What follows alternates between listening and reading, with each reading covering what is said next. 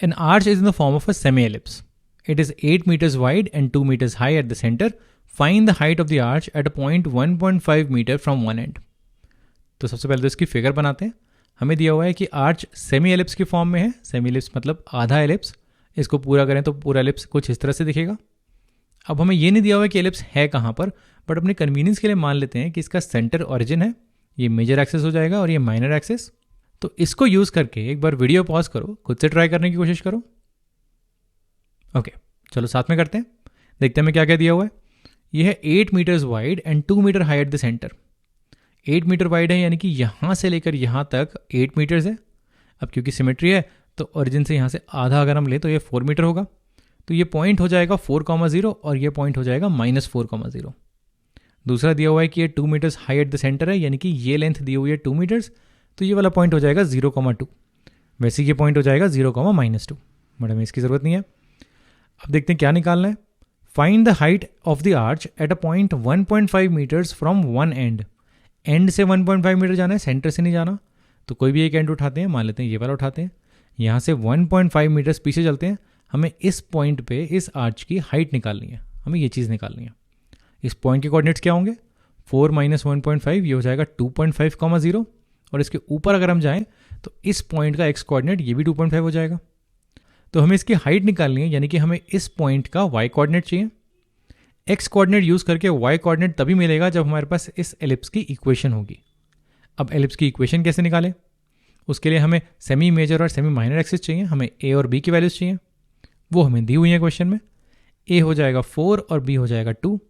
तो एलिप्स की इक्वेशन होती है x² + a² + y² / b² = 1. तो वो हो जाएगी x² / 4² यानी कि 16 + y² / 2² यानी कि 4 = 1.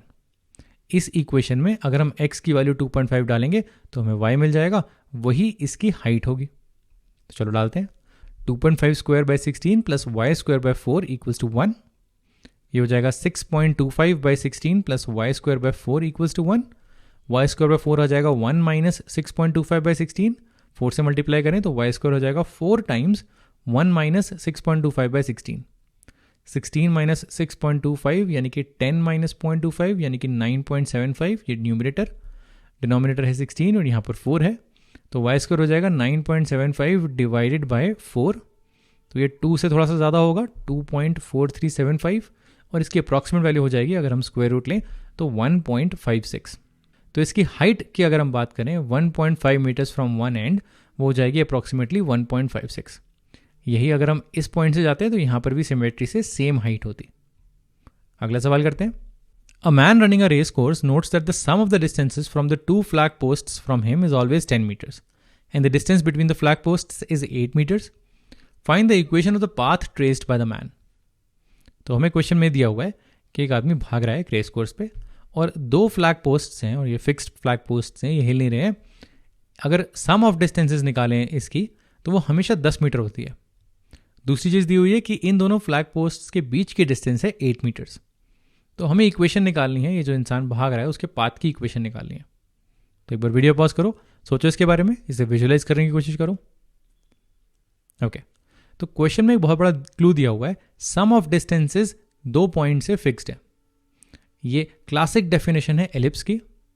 यानी कि जो इंसान भाग रहा है, जो पाथ ट्रेस कर रहा है, वो एक एलिप्स है.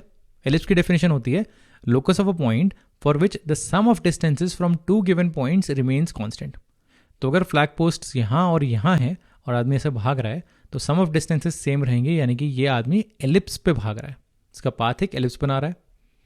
तो अब क्वेश्चन की वैल्यूज पे आने से पहले एक बार एलिप्स के कॉन्सेप्ट को रिवाइज कर लेते हैं. अगर ये पॉइंट a,0 तो ये -a,0 हो जाएगा. ये 0,b और ये 0,-b. इन्हें हम एंड पॉइंट्स बोलते हैं मेजर और माइनर एक्सेस के. इनके टर्म्स में क्या हम फोसाई की डिस्टेंस निकाल सकते हैं सेंटर से? निकालने की कोशिश करते हैं. तो पहले हम इस पॉइंट पे बैठते हैं a,0 पे और यहाँ से डिस्टेंस निकालते हैं दोनों फोसाई की. उसके लिए कुछ लेंथ मार्क कर लेते हैं. मान लेते हैं दोनों फोसाई के बीच की लेंथ है ये ग्रीन लाइन, ये हो जाएगी ऑरेंज और ये भी ऑरेंज हो जाएगी.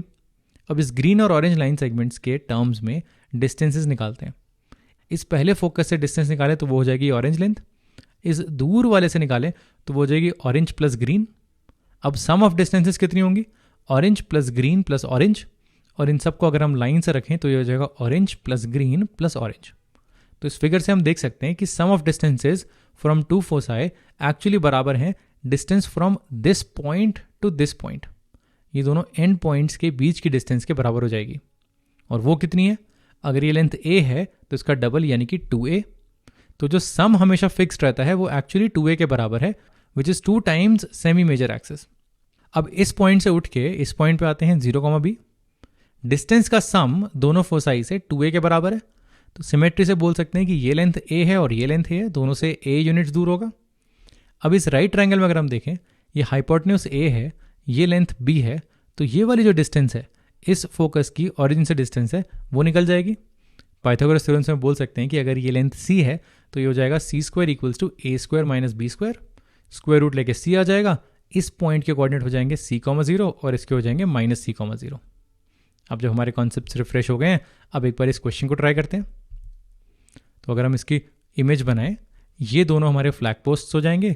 इन दोनों के बीच की डिस्टेंस अगर 8 मीटर्स है, ये हमारा ओरिजिन है, तो इसका आधा यानी कि 4 यूनिट्स यहाँ पर और 4 यूनिट्स यहाँ पर, ये दोनों फोसाई हो गए।